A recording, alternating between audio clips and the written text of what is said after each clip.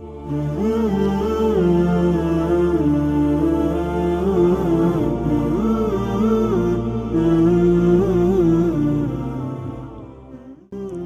الرحمن الرحیم۔ چیتے کے قدموں کے نشان۔ کسی جگہ پر ایک کسان رہا کرتا تھا جو ہمیشہ اپنی نمازیں وقت پر ادا کرتا تھا۔ ایک دن اس نے غریب لڑکے کو سڑک کے اس پار دیکھا۔ اس نے لڑکے سے کھانے اور آرام کرنے کے بارے میں پوچھا اور اسے اپنے ساتھ گھر لے گیا تاکہ اس کی مدد کر سکے۔ اگلی صبح جب کسان نماز پڑھنے کے لیے جاگا تو اس نے اپنے مہمان کو بھی جگایا جس نے اسے کہا تھا کہ وہ نماز نہیں پڑھنا چاہتا۔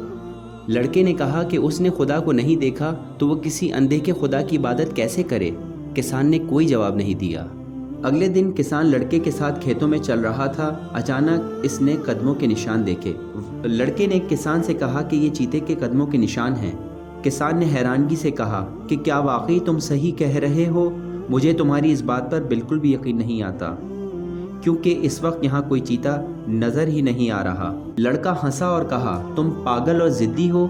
کیا یہ قدموں کے نشان اس بات کے لیے کافی نہیں کہ کچھ ہی دیر پہلے یہاں چیتا موجود تھا اور یہاں سے گزرا ہے جس کے یہ قدموں کے نشان ہیں؟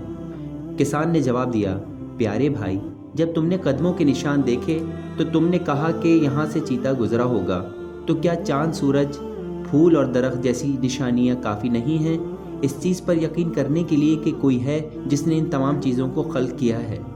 لڑکے نے کچھ دیر سوچا اور کہا، ہاں کسان بھائی، تم ٹھیک کہتے ہو۔ ہم اللہ کو اپنی آنکھوں سے نہیں دیکھ سکتے کیونکہ وہ جسم نہیں رکھتا، لیکن ہمارے ارد گرد موجود اس کی بنائی ہوئی ہر شے کو دیکھ کر سمجھ سکتے ہیں کہ اللہ رب العزت موجود ہے اور اللہ تبارک و تعالیٰ کی ہر مخلوق اللہ کی نشانی ہے۔